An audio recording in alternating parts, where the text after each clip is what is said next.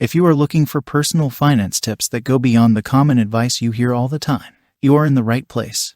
In this video, I am going to cover 6 advanced personal finance tips that you can implement to enrich your financial life. They will fall into 3 buckets. First, I will talk about income and some practical tips on how to make money beyond your current level. Second, I will discuss budgeting and spending tips that will help you keep your financial foundation strong. Third, I will talk about some unconventional investing strategies that go beyond the normal advice you hear. Now, I assume you already know the basic personal finance stuff, like spending less than you earn, setting aside the difference and saving it for a rainy day, managing your debt, investing in a diversified portfolio of assets, and so on. But if you would like a refresher, check out my article below on the 5 pillars of personal finance, which covers the basics in detail. Okay, we've got a lot to cover, so let's get into it. Part 1. Tips on how to increase your income. In my view, making more money is one of the most important elements of good personal finance. It's often neglected by many financial gurus, who prefer to focus on cutting spending and the like. I think that's a mistake. Making money gets top billing in my book, so let's start with that. Tip 1. Make passive income on the side. One of my favorite strategies to increase your income is to start building a passive income stream. You can do this regardless of your situation because it can be done on the cheap and on the side. Now, if you actually have money, you can invest it in assets that produce passive income, such as stocks and bonds, as well as alternative assets like real estate. More on that later. If you don't have a ton of money, you can still start creating passive income streams, such as a blog, ebook, online course, or dropshipping. For those who don't know what dropshipping is, it's an order fulfillment method where you don't keep the products you sell in stock. Instead, you buy inventory as needed from a third party, usually a wholesaler or manufacturer, and they fulfill the orders. All of these passive income ideas will take work upfront, but they can provide a nice steady stream of revenue once you have done the initial work. If you want to learn more about affordable passive income strategies, check out my article below on the topic. The ideas I cover there all cost $500 or less to start, so definitely worth a read. Tip 2. Shed the worker bee mindset and start making real money. The last tip on increasing your income is more psychological. Many people fall into a familiar routine. They go to work, get paid, and hope to not get fired. They rely on their employer for their financial well-being. That's a worker bee mentality. But that mentality is naturally limiting. How much you make is determined by how much your employer is willing to pay you. Maybe you might get that 3% raise. Maybe you might get a promotion that will give you a 10% or even 15% raise. While those increases are nice, they are not going to radically change your financial life. You can't break free and start making real money unless you start your own enterprise. Now, I don't want to scare you. I am not saying quit your job and start a business. But you can start becoming a freelancer on the side and see how things evolve. With the emergence of the gig economy, becoming a part-time freelancer is easier than ever. Check out sites like Fiverr and Upwork.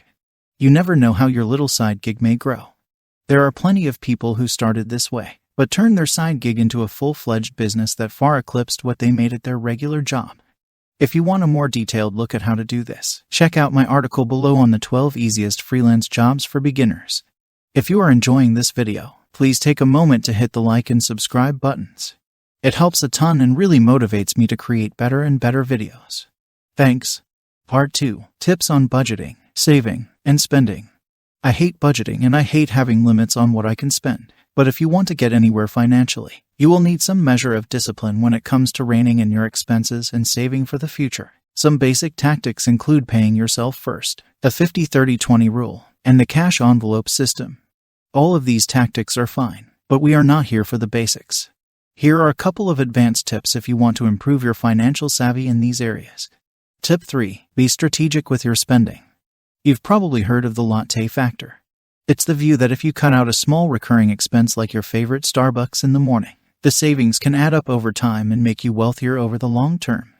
Maybe the math works there, but what if that cup of coffee brings you a lot of happiness and keeps you going for the day? I would argue that it's stupid to cut that out to save a few bucks. Rather, you should look at what you're spending money on and spend on the things that truly matter to you but mercilessly cut the things that don't. That way, you maximize your savings and your happiness. Simple, but sustainable and really effective. Tip 4. Don't settle for a conventional emergency fund. Part of maintaining your budget is having an emergency fund to cover unexpected expenses. You want money in your emergency fund to be liquid, so most people just put it into a checking or savings account. If you do that, you will earn a meager return and get taxed on that return to boot. You can do better. You can use money in your health savings account or your Roth IRA as your emergency fund. You'll get some amazing tax advantages and more investment options by doing so, without really sacrificing liquidity. If you want to learn more about how to do this, check out my article on the topic below. Part 3. Advanced Tips on Investing. Okay, now let's transition to the world of investing. There are a million advanced strategies here, but I had to pick a few to highlight. If you have other great advanced investing strategies that have worked for you, please share them in the comments below. I would love to hear from you and we all can learn from each other. Now before I start, I would like to highlight that I am not a financial advisor and am not providing investment advice, so you should conduct your own due diligence and consult with qualified professionals on anything mentioned in this video before taking action. Tip 5. Diversify your portfolio with alternative investments. Okay, let's start at the top. Everyone knows that if you want to manage investment risk, you should try to diversify your portfolio with uncorrelated assets. That's just a fancy way of saying you should own stuff that won't move together as markets fluctuate. For example, you are not diversifying your portfolio of stocks if you buy more stocks, because generally speaking the broader stock market tends to lift or depress all stocks. In other words, they all move together. So what are some interesting options for diversifying your portfolio of traditional assets, like stocks and bonds? Some of the better-known alternatives include real estate, commodities, precious metals, art, and derivatives. Now, you've probably heard of these alternative assets, but there are some even lesser-known investment ideas that I think are interesting. Here are 3 hidden nuggets that you probably haven't heard about. The first is buying intellectual property and getting paid royalties. If you like the idea of buying rights to music, movies, books, or other intellectual property and generating passive income from it, this may be something to explore. Check out Royalty Exchange. You can go on their site and purchase these types of assets. Their website claims a 10% return on investment and $90 million in transaction volume. The second idea is investing in private equity. Now you may be wondering, what is private equity? It's just investing in companies that are not publicly traded on stock exchanges. There are some amazing private companies out there, but most people can't buy into them. That's because these types of investments are usually reserved for accredited investors, who are people who typically have at least $1 million net worth or $250,000 in annual income for the last 2 years. But I have uncovered some interesting options to invest in this space, even if you are not accredited. Check out my article below to learn more. The third idea is investing in online businesses. There is a robust online industry where people are making a ton of money from blogging, Amazon FBA, and other online businesses. If you want to get in on the action without actually starting your own blog or Amazon FBA business, you can check out Empire Flipper's EF Capital Fund. This fund invests in these types of businesses and they project 20% returns, but I would highlight that you need some serious capital to invest, like tens of thousands of dollars, and need to be an accredited investor. Tip 6. Start a side business and shield your income with a solo 401k. Did you know that you could sock away a ton of money through a tax-advantaged retirement plan if you start a business and create a solo 401k?